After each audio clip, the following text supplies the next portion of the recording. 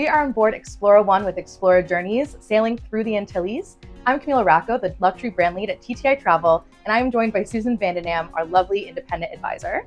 Susan and myself have been on the ship for 9 days, and I think it's safe to say we can confidently speak to what clients will want to see on this ship and how to position this brand that's taking the industry by storm. We're in the Antilles. Did the destination itinerary and design, the longer time in ports, and some of the ports of call they chose actually make for a better in-port experience? I think it's a great itinerary for people who've already done the Caribbean, because we're visiting more unique and remote islands. While there were often tours that I didn't take that would have enhanced it, I think that you don't necessarily need more time in port because you want to explore the island, but it's really nice just to be docked and look out at the view instead of sailing. And you can, enjoy the pool, one of the pools, and just look at you're right there in the middle of everything with a gorgeous view. So yeah, the longer stay is the nice. Longer stay. What was your favorite port of call on this itinerary? I'd say Beckwith. Yeah, Beckwith was just so charming and beautiful and colorful. Explora One is described as kind of a luxury super yacht. So what is that one service or design feature that you feel like truly delivers that super yacht essence? I would say the quality of the furnishings and the design elements, from architectural staircases with Swarovski crystal sculptures above, the lobby bar, which is almost like a boutique hotel, double height, and the marble slab day beds. Everything's top quality and beautifully done. Not very subtle, but very elegant and gorgeous. Yeah. We're both staying in the entry-level room category. Tell me a little bit more about your room, walk us through some of the features, and tell us what you love about it. Okay. Well, walk-in closet, lit up vanity light and counter, and the drawers. Yeah. Amazing use of space, and closet for two, everybody, with their own. And that's pretty much standard on most luxury lines. Also a small sofa with a table that can go either way. So you can use it for dining or you can use it for services. Giant TV, which I Bluetooth my own music to, which is really nice. Yeah. And the terrace is bigger than most, with a day bed plus 2 chairs and a table for dining outside if you like. Beautiful terrace, which we're on right now, and lots of beautiful views in port and at sea, which is amazing.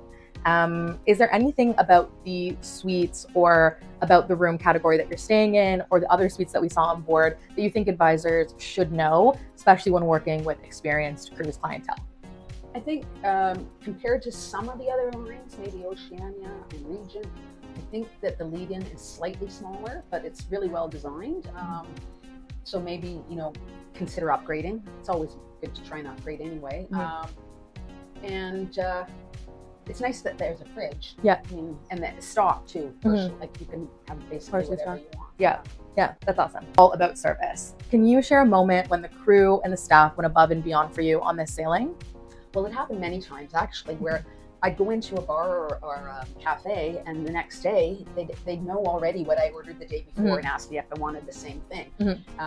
But one that really stood out was in the Emporium lunchtime, and there were a couple pieces of jerk chicken left, and I had one of them, and when I got back to my table, my friend said she wanted jerk chicken, so she went back to the counter and they were out and it was closing.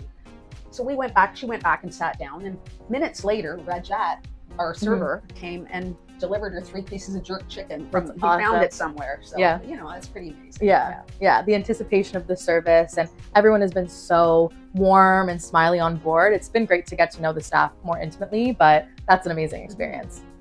There are so many solo travelers on board. We saw many people that were on solo vacations and doing solo excursions. It seems like the Explora Journeys brand is catering to that type of travel. Tell us about what you think a solo traveler can either expect or get excited about being on the trip, and what you, working with a solo client, would make sure that they know.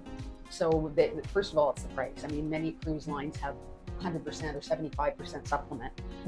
So this is usually 15 to 25. It makes a huge difference.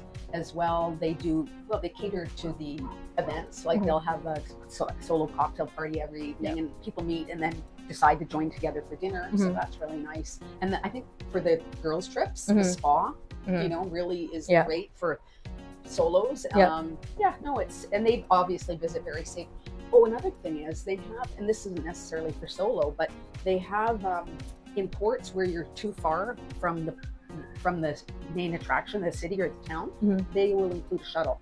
That's mostly in Europe, not so much in the Caribbean. Okay. That's very helpful. And oftentimes people traveling solo don't only want to take the excursions. They don't want to wander around on their own because they're far from the town or whatever. In this case, it would encourage that. Encourage getting off the ship and really making the most of it, which is important. Great. Thank you everybody for tuning in. We are officially, and hope you are, in your ocean state of mind. Special thank you to Susan for taking time out of her final day of her journey to give us so many great insights. We're looking forward to the next one. See you all soon. Bye.